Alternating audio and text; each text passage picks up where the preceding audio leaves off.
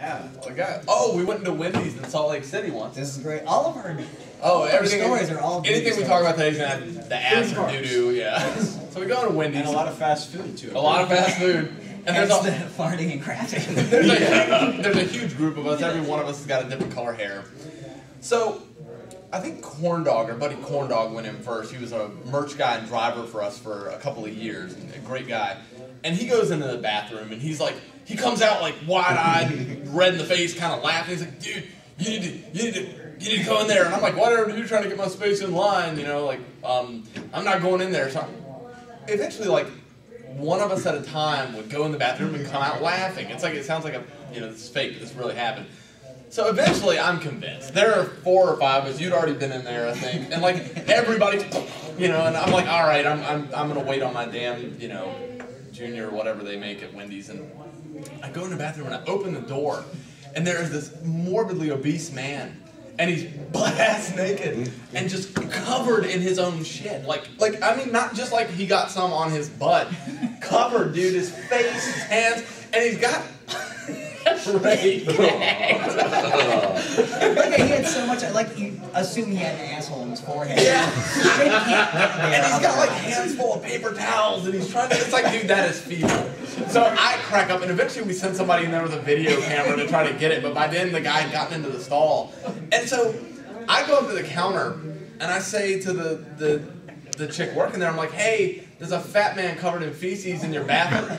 And she says, what do you mean? This is not a damn metaphor. There's a man covered in shit in your bathroom. And so she's like, you can see it on her face. She's like, I'm making $7 an hour.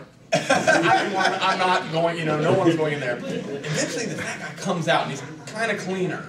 They're getting a new set of clothes. New clothes! Like he'd known this was coming. And he's got those little 80s, like, nutter shorts that kind of come like purple. Something that guy would wear.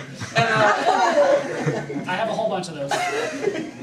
But he comes out wearing those and like a white t-shirt or something, and he's walking and he's looking at us like this.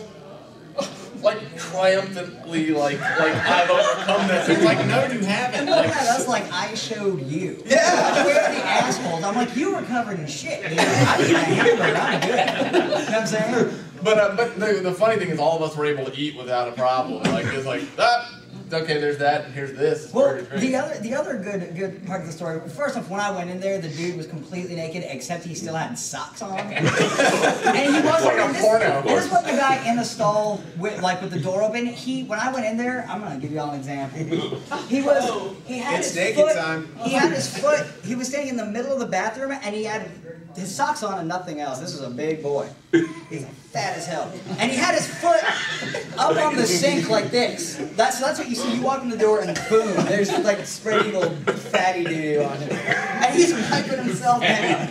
That's my nickname. And so the fact that he came out dirty looking at us, like I got you guys good. So we start cracking up. Well, later on, the manager came out of the bathroom and he had the bag of shitty clothes, and he looked at us and said, "Anyone need a new pair of clothes?" So we start cracking up and we're like, "What's the deal?" And apparently that was not the first time that guy had done that.